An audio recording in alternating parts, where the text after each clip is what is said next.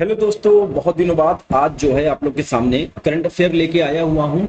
गर्मी बहुत ज्यादा थी, स्वास्थ्य समस्याओं से घिरा हुआ था और हमारा जो बचा हुआ करंट अफेयर है, जहां पे हमने लास्ट टाइम में छोड़ा था, वो 24 मई का करंट अफेयर था। तो यहाँ पे हम लोग 25 से 30 मई के का करंट अफेयर यहाँ पे हम लोग कवर करने वाले हैं। जितने भी इंपॉर्टेंट इस बीच न्यूज रही थी उसको हम लोग कवर करेंगे, वन लाइनर के रूप में भी कवर करेंगे और डिटेल में भी कवर करेंगे। अब चूंकि ये सेशन बहुत ज्यादा लंबा हो जाता तो इसलिए इसको हम दो पार्ट में कर लेंगे। पहले पार्ट में हम इंपॉर्टेंट वन लाइनर फैक्ट देख लेंगे और दूसरे पार्ट में हम लोग जो भी टॉपिक इन दिनों 25 से 30 के बीच में थे उनको हम लोग यहाँ पे डिटेल में कवर कर लेंगे। तो वन लाइनर में हम लोग आज जो है व्यक्ति विशेष को कवर करेंगे जो कि 25 से 30 मई के बीच में न्यूज में बने हुए थे। उसके बाद क्या है कि कुछ टॉपिक हैं जैसे कि योजनाओं से आपने क्वेश्चन देखा होगा। तो इन दिनों कौन कौन से योजना न्यूज में थे? अमृत योजना न्यूज में बना हुआ था, पीएम वाणी योजना न्यूज में था और पीएम कुसुम योजना न्यूज में था। ये तीनों पार्ट आपका मिसलेनियस का पोर्शन एग्जामिनेशन हॉल में कवर करेगा। इसके बारे में हम लोग डिटेल में बात कर लेंगे। यूकेलिप्टस के बारे में बात करेंगे और गोल्डन राइस के बारे में बात करेंगे कि ये दोनों न्यूज में क्यों बना हुआ था। शरावती नदी, ये जो है आपका ज्योग्राफी का पोर्शन कवर करेगा, इसके बारे में हम लोग डिटेल में बात कर लेंगे। और यूकेलिप्टस और गोल्डन राइस ये आपका एनवायरमेंट का पोर्शन कवर करेगा। और देखिए आरओ के एग्जाम में आपका एग्रीकल्चर भी सिलेबस में है, तो गोल्डन राइस बहुत इंपॉर्टेंट होगा क्योंकि ये न्यूज में बना हुआ था। साइंस की बात करें तो ओमेगा 3 फैटी एसिड ये न्यूज में क्यों बना हुआ था, ये हमारा साइंस का पोर्शन कवर करेगा, इसके बारे में डिटेल में जानेंगे। जी सैप स्किल प्लेटफॉर्म, इसका संबंध किससे है, ये न्यूज में क्यों बना हुआ था, ये भी हमारा साइंस का पोर्शन कवर करने वाला है, तो इसके बारे में भी डिटेल में बात करेंगे। पॉलिटी के बारे में बात करें तो आर्टिकल 329 क्लॉज बी ये न्यूज में क्यों बना हुआ था, इसके बारे में हम डिटेल में जानने वाले हैं कि क्या कारण था कि ये न्यूज में बना हुआ था। फॉरेनर ट्रिब्यूनल्स ये भी न्यूज में बना हुआ था और ये दोनों टॉपिक आपका एग्जामिनेशन हॉल में पॉलिटी का पोर्शन कवर करेगा। फिर और भी कुछ टॉपिक थे जो कि 25 से 30 के बीच में बने हुए थे, उसको हम लोग कवर करेंगे। जैसे Vivekananda Rock Memorial, Zero Debris Charter ये क्या है, न्यूज में क्यों था। अरब लीग न्यूज में क्यों बना हुआ था। प्रोजेक्ट उद्भव क्या है, ये न्यूज में क्यों बना हुआ था। उसके बाद स्मॉल आइलैंड डेवलपिंग स्टेट ये न्यूज में क्यों बना हुआ था, डिटेल में बात करेंगे। और अंत में आईपीएल 2024 इससे रिलेटेड जितने भी फैक्ट होंगे जो कि एग्जाम में पूछे जा सकते हैं उसको हम लोग यहाँ पे कवर करने वाले हैं। तो सेशन बहुत ही इंपॉर्टेंट होगा। 25 से 30 मई के बीच में आप देखेंगे कि यहीं से क्वेश्चन जनरेट होगा। और आप करंट अफेयर से आप देख रहे हैं कि आप यहाँ से ज्योग्राफी का भी क्वेश्चन जनरेट कर ले रहे हैं, एनवायरमेंट का भी क्वेश्चन जनरेट कर ले रहे हैं, साइंस का भी क्वेश्चन यहाँ से जनरेट हो जाएगा, साथ ही साथ पॉलिटी का भी क्वेश्चन यहाँ से जनरेट हो जाएगा। चूंकि सेशन बहुत ज्यादा लंबा हो जाता है इसलिए इसको हम दो पार्ट में कवर करेंगे, दोनों आज ही हम लोग कवर कर लेंगे। तो पहला पार्ट जो होगा वो वन लाइनर इंपॉर्टेंट फैक्ट है। तो पहले स्लाइड में क्या फैक्ट है उसको हम लोग देख लेते हैं। चक्रवात रेमल आया हुआ है। चक्रवात रेमल जो है वो बांग्लादेश और पश्चिम बंगाल के तटों से टकराया। बता दें कि चक्रवात रेमल जो है ये उत्तरी हिंद महासागर में एक उष्णकटिबंधीय चक्रवात है, ये आपको ध्यान रखना है। और एग्जामिनेशन पॉइंट ऑफ व्यू से आप लोग ये भी ध्यान रखेंगे कि ओमान ने ये रेमल नाम दिया है, ये एग्जाम में पूछा जा सकता है, बहुत ही इंपॉर्टेंट ये पॉइंट होगा। बता दें कि अरबी में रेमल का अर्थ होता है रे, इसको आप लोग ध्यान रखेंगे। नेक्स्ट पॉइंट की बात करें, तेलंगाना सरकार ने 24 मई 2024 से एक वर्ष के लिए तंबाकू और निकोटीन युक्त गुटखा और पान मसाला के निर्माण, भंडारण, वितरण और बिक्री पर प्रतिबंध लगा दिया है। तो तंबाकू और निकोटीन युक्त गुटखा और पान मसाला पर किस राज्य सरकार ने प्रतिबंध लगाया है?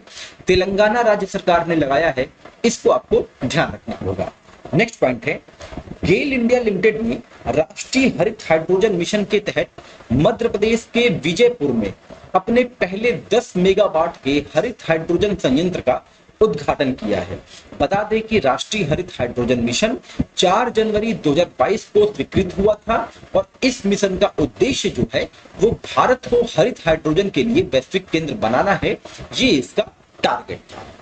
नेक्स्ट पॉइंट है, हाल ही में इटली के कैंपी फेलेग्रेई सुपर वोल्केनो क्षेत्र में दशकों का सबसे शक्तिशाली भूकंप आया है। तो देखिए सिंपल सी न्यूज आपको लग सकती है, लेकिन एग्जाम के पॉइंट ऑफ व्यू से जो आपको पॉइंट निकालना है वो ये निकालना है कि कैंपी फेलेग्रेई सुपर वोल्केनो क्षेत्र जो अभी हाल ही में चर्चा में था, उसका संबंध किस देश से है, ऐसा प्रश्न पूछा जा सकता है।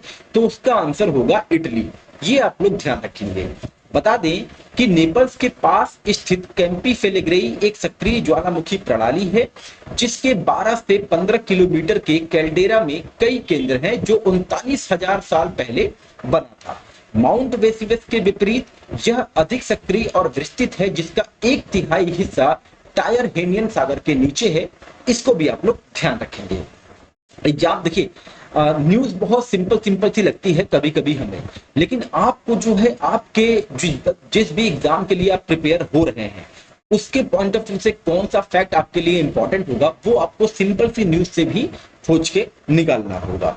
नेक्स्ट पॉइंट की बात करें, एशियाई फुटबॉल परिसंघ कार्यकारी समिति ने बैंकॉक थाईलैंड में आयोजित बैठक में महिला एशियाई कप 2026 और 29 के मेजबानों की घोषणा कर दी है। तो बता दें कि 2026 में महिला एशिया कप का आयोजन ऑस्ट्रेलिया में किया जाएगा और वर्ष 2029 में उज्बेकिस्तान की मेजबानी में आयोजित किया जाएगा। ये आप लोग ध्यान रखेंगे, एग्जाम के पॉइंट ऑफ व्यू से इंपॉर्टेंट होगा। नेक्स्ट है, अब यहां से हम लोग शुरू करते हैं व्यक्ति विशेष कि कौन कौन से ऐसे व्यक्ति थे जो 25 से 30 मई के बीच में चर्चा के केंद्र में बने हुए थे। तो पहले नंबर आता है ज्योति रात्रे का। ज्योति रात्रे जी इसलिए न्यूज में बने हुई थी क्योंकि माउंट एवरेस्ट को फतह करने वाली सबसे उम्रदराज भारतीय महिला बन गई है। 55 वर्षीय ज्योति रात्रे मध्य प्रदेश की रहने वाली हैं, ये भी आप लोग ध्यान रखेंगे। लेकिन इससे पहले कौन था जो सबसे उम्रदराज भारतीय महिला थी, तो वो थी आपकी संगीता बहल जो कि वर्ष 2018 को माउंट एवरेस्ट पर फतह पाई थी। नेक्स्ट जो पर्सन है उनका नाम है सत्यदीप गुप्ता। इनका ये भी न्यूज में इसलिए बने हुए थे क्योंकि माउंट एवरेस्ट और माउंट लोत्से पर चढ़ाई करने वाले ये पहले व्यक्ति बन गए हैं एक ही सीजन में, वो भी कितनी बार, 2 बार। तो ये नाम आप ध्यान रखेंगे, सत्यदीप गुप्ता। बता दें कि ल्योत्से एवरेस्ट, K2 और कंचनजंगा के बाद विश्व की चौथी सबसे ऊंची शिखर है जो एवरेस्ट से दक्षिण से जुड़ी हुई है। अब देखिए जैसे आपका लोत्से हो गया, एवरेस्ट हो गया, कंचनजंगा हो गया, इनका क्रम जो है वो आपका वेस्ट टू ईस्ट आपका एग्जाम में पूछा भी गया है और आने वाले समय में पूछा भी जा सकता है। तो उसको भी हम लोग यहाँ पे मैप में देख लेते हैं। अगर आप वेस्ट से ईस्ट चलेंगे, ठीक है, तो सबसे पहले आपका आएगा धौलागिरी, धौलागिरी के बाद आएगा अन्नपूर्णा, अन्नपूर्णा के बाद आएगा मनसालू, उसके बाद आएगा आपका शीशा पंगमा, उसके बाद आएगा आपका चोओयू, फिर आपका आएगा एवरेस्ट, लोत्से, मकालू और कंचनजंगा। ये क्रम आप लोग याद रखिएगा। और ठीक अगर इसके विपरीत ईस्ट से वेस्ट पूछ लेगा तो आप कंचनजंगा, मकालू, लोत्से, एवरेस्ट यहां से शुरू करेंगे। तो देखिए आप जो है व्यक्ति विशेष से अब आप ज्योग्राफी की तरफ बढ़ गए हैं। क्यों? क्योंकि जो पर्सन न्यूज में बना हुआ था वो इसलिए न्यूज में बना हुआ था क्योंकि उसने 2 बार माउंट एवरेस्ट और माउंट लोत्से पर एक ही सीजन में चढ़ाई की है। कौन? सत्यदीप गुप्ता। अब आगे बढ़ते हैं, बात करते हैं नेक्स्ट व्यक्ति की जिनका नाम है आरती। आरती हमारे एग्जाम के लिए इसलिए इंपॉर्टेंट है क्योंकि इनका संबंध जो है यूपी से है और ये यूपी स्पेशल का भी पार्ट कवर कर सकती हैं। तो बता दें कि उत्तर प्रदेश के बहराइच जिले की 18 वर्षीय महिला ई रिक्शा चालक आरती को यूनाइटेड किंगडम के राजा चार्ल्स तृतीय द्वारा अमल क्लूनी महिला सशक्तिकरण पुरस्कार से सम्मानित किया गया है। बता दें कि आरती जो है Buckingham palace pink e rickshaw में पहुंची थी जो उन्हें उत्तर प्रदेश सरकार की मिशन शक्ति योजना के तहत मिला था। अब देखिए यहाँ पे मिशन शक्ति योजना का जिक्र हुआ है तो आप लोग कमेंट सेक्शन में बताएं कि इसकी शुरुआत जो है वो किस वर्ष की गई थी। अगर आपको याद होगा तो आप कमेंट में जरूर मेंशन करेंगे।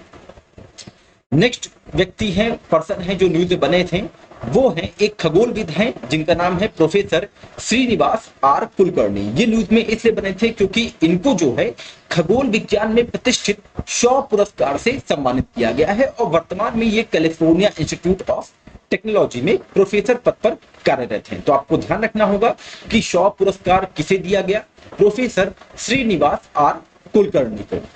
अब नेक्स्ट पर्सन की बात करें, उनका नाम है मेजर राधिका सेन। मेजर राधिका सेन इसलिए न्यूज बनी हुई थी क्योंकि इनको संयुक्त राष्ट्र द्वारा military gender advocate of the year पुरस्कार के लिए चुना गया है वर्ष 2023 का। बता दें कि संयुक्त राष्ट्र शांति सैनिकों के अंतर्राष्ट्रीय दिवस के अवसर पर, जो कि 29 मई को मनाया जाता है, पर संयुक्त राष्ट्र महासचिव एंटोनियो गुटेरेस द्वारा मेजर राधिका सेन को यह पुरस्कार, कौन सा, military gender advocate of the year पुरस्कार प्रदान किया जाएगा। अब देखिए, अब आपको पता होना चाहिए कि 29 मई को जो है आपका जो ये संयुक्त राष्ट्र शांति सैनिकों के लिए जो अंतर्राष्ट्रीय दिवस होता है 29 मई, इसकी शुरुआत कब से हुई थी? 2003 से हुई थी। इसको भी आप लोग ध्यान रखे रहेंगे। अब आगे बात करते हैं नेक्स्ट पर्सन की, जिनका नाम है सौरभ एच मेहता। सौरभ एच मेहता ऐसे व्यक्ति हैं जिन्होंने दुनिया का पहला 100% बायोडिग्रेडेबल पेन बनाया है। तो यहां से दो प्रकार के प्रश्न बन सकते हैं। एक तो बन सकता है कि दुनिया का पहला 100% बायोडिग्रेडेबल पेन किस देश में बनाया गया, तो उसका आंसर हो जाएगा आपका भारत। उसके बाद एक प्रश्न बन सकता है कि किसने बनाया, तो वो नाम हो जाएगा सौरभ एच मेहता। ये नाम आप ध्यान रखे रहेंगे। नेक्स्ट जो पर्सन है उनका संबंध खेल से है, दीपा करमारकर। त्रिपुरा की दीपा करमारकर किसी एशियाई चैंपियनशिप में स्वर्ण पदक जीतने वाली पहली जिम्नास्टिक बन गई हैं। दीपा ने 26 मई 2024 को ताशकंद उज्बेकिस्तान में एशियाई महिला कलात्मक जिम्नास्टिक चैंपियनशिप में 2024 में महिला वॉल्ट व्यक्तिगत फाइनल में स्वर्ण पदक जीता था। ये आप लोग ध्यान रखे रहेंगे। नेक्स्ट जो पर्सन है वो है बेदाव्रत भराली। असम के डिब्रूगढ़ के 17 वर्षीय बेदाव्रत भराली ने पेरू के लीमा, पेरू जो है दक्षिण अमेरिकी एक देश है जिसकी राजधानी लीमा है, लीमा में IWF विश्व युवा चैंपियनशिप में पुरुषों के 73 किलोग्राम में भारत के लिए स्वर्ण पदक जीता है। इसीलिए ये न्यूज में बने हुए थे। नेक्स्ट जो पर्सन है वो है शाहिद अफरीदी। शाहिद अफरीदी को ICC पुरुष T20 विश्व कप के लिए ब्रांड एम्बेसडर के रूप में घोषित कर दिया गया है, जिसका आयोजन जून 2024 में ही वेस्ट इंडीज और USA में किया जाएगा। देखिए अब तक जो है 4 व्यक्ति हो गए हैं जो कि ICC पुरुष T20 विश्व कप के ब्रांड एम्बेसडर बन गए हैं। 3 व्यक्तियों को मैं 3 बार बता चुका हूं। अगर आपको याद है तो आप कमेंट सेक्शन में मेंशन करिए, इंक्लूडिंग शाहिद अफरीदी। आगे बढ़ते हैं, बात करते हैं नेक्स्ट पर्सन की, जिनका नाम है पायल कपाड़िया। पायल कपाड़िया इसलिए न्यूज में बनी हुई थी क्योंकि पायल कपाड़िया द्वारा निर्देशित film All We Imagine as Light ने 77वें कांस फिल्म फेस्टिवल में इतिहास रचते हुए फीचर फिल्म खंड में ग्रैंड प्रिक्स पुरस्कार जीता है। पायल कपाड़िया कांस फिल्म फेस्टिवल में ग्रैंड प्रिक्स पुरस्कार जीतने वाली पहली भारतीय बन गई हैं, इसीलिए ये हमारे एग्जाम के लिए इंपॉर्टेंट होगी। एक अन्य भारतीय सिनेमेटोग्राफर संतोष शिवन 2024 कांस फिल्म फेस्टिवल में प्रतिष्ठित पियरे एजेनिक्स ट्रिब्यूट पुरस्कार जीतने वाले पहले एशियाई बने हैं। इनका भी नाम आप ध्यान रखेंगे, संतोष शिवन का नाम। नेक्स्ट पॉइंट जो है हमारा वो ये है, वन लाइनर में दूरदर्शन किसान ने 2 AI एंकर, AI कृषि और AI भूमि लॉन्च किया है। ये एंकर देश विदेश की 50 भाषाओं में बात कर सकते हैं। आर्टिफिशियल इंटेलिजेंस के इस युग में DD किसान देश का पहला सरकारी टीवी चैनल बन गया है जहां AI एंकर द्वारा जानकारी दी जाएगी। DD किसान देश का एकमात्र टीवी चैनल है जिसकी स्थापना भारत सरकार द्वारा किसानों को समर्पित की गई है। इस चैनल की स्थापना 26 मई 2015 को की गई थी। इसको भी आप लोग ध्यान रखे रहेंगे। नेक्स्ट पॉइंट है, नई दिल्ली में आयोजित एक कार्यक्रम के दौरान भारतीय सेना और इंडियन ऑयल कॉर्पोरेशन लिमिटेड के बीच हुए समझौते के तहत भारतीय सेना को हाइड्रोजन ईंधन से चलने वाली पहली बस मिल गई है। इसको आप लोग ध्यान रखेंगे। तो भारतीय सेना की जो पहली हाइड्रोजन ईंधन से चलने वाली बस है वो किस समझौते के तहत हुई है, मतलब कि किस कंपनी के साथ समझौते के द्वारा दी गई है? इंडियन ऑयल कॉर्पोरेशन के द्वारा। ये आप लोग ध्यान रखेंगे। नेक्स्ट पॉइंट है, मद्रास स्थित भारतीय प्रौद्योगिकी संस्थान द्वारा विकसित ई प्लेन कंपनी इस साल बेंगलुरु में अपनी ई फ्लाइंग टैक्सी लॉन्च करने की योजना बना रही है। साथ ही बता दें कि भारत सरकार ने अभी तक ई वीटोल फ्लाइंग टैक्सियों के लिए नीतियों को अंतिम रूप नहीं दिया है। जब ये अंतिम रूप दे देगी तो जो है आपका बेंगलुरु में जो है इस साल ई फ्लाइंग टैक्सी जो है वो लॉन्च हो जाएगा।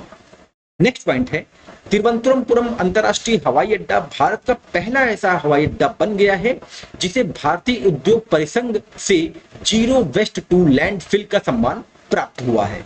तो बता दें कि तिरुवनंतपुरम अंतरराष्ट्रीय हवाई अड्डा ने लैंडफिल से 99.50% कचरे को हटा दिया है, जिसमें 100% प्लास्टिक और नगल पालिका का ठोस कचरा शामिल है।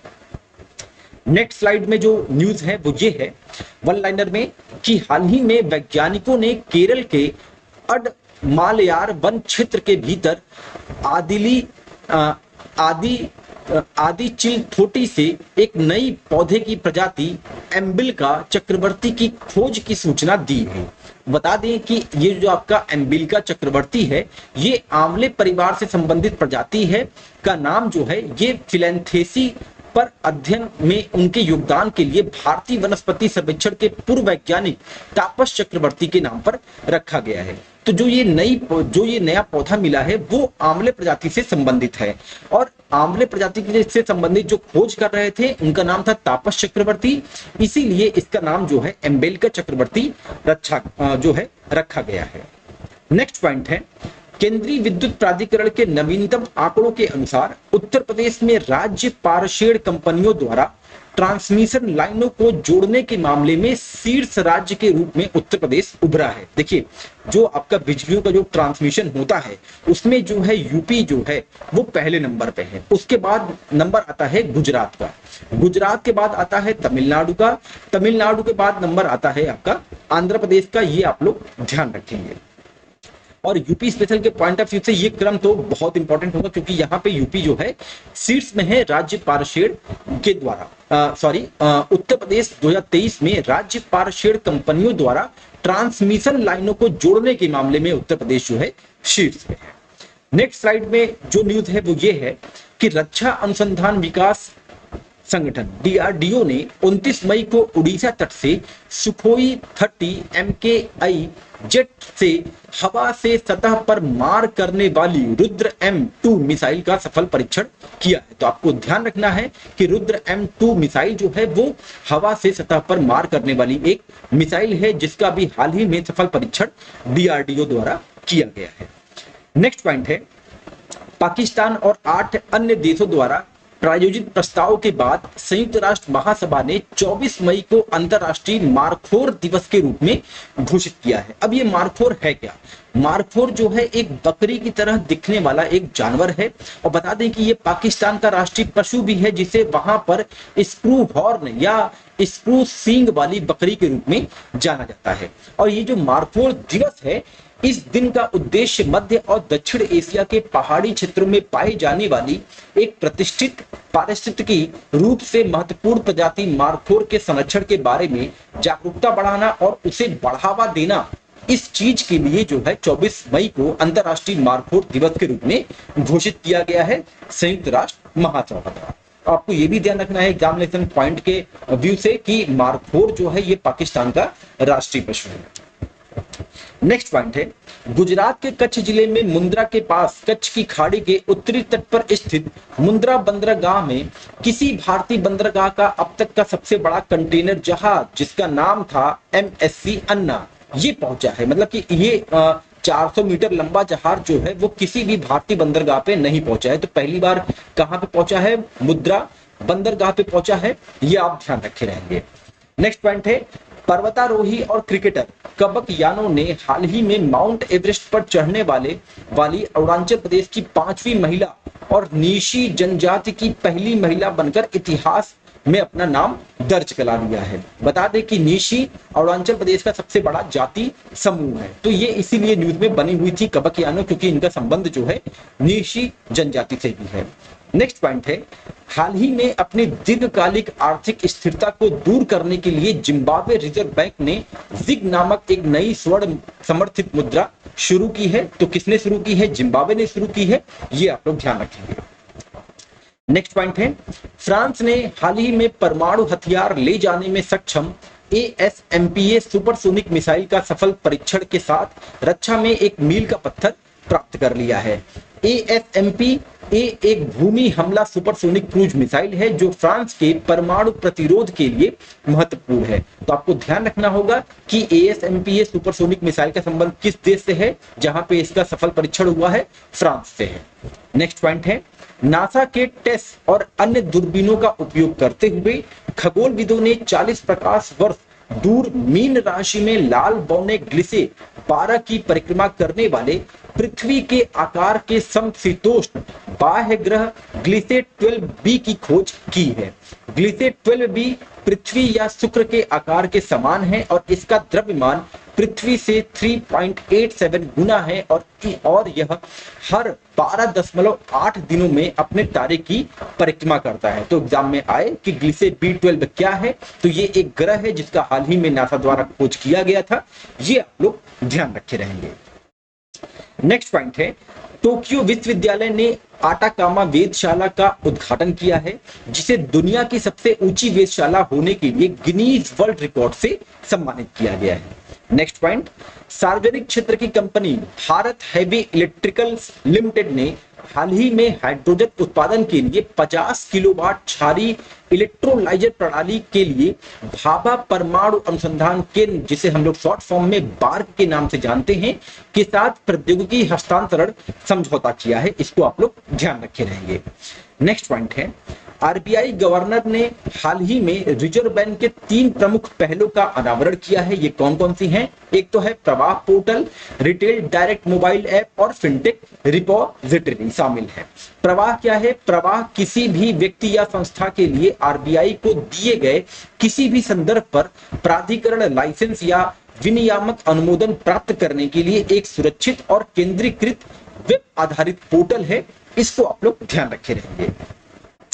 नेक्स्ट पॉइंट है, दक्षिण पश्चिम आइसलैंड में एक ज्वालामुखी फट गया है, जिससे चमकता हुआ गर्म लावा हवा में 50 मीटर तक उछल रहा है।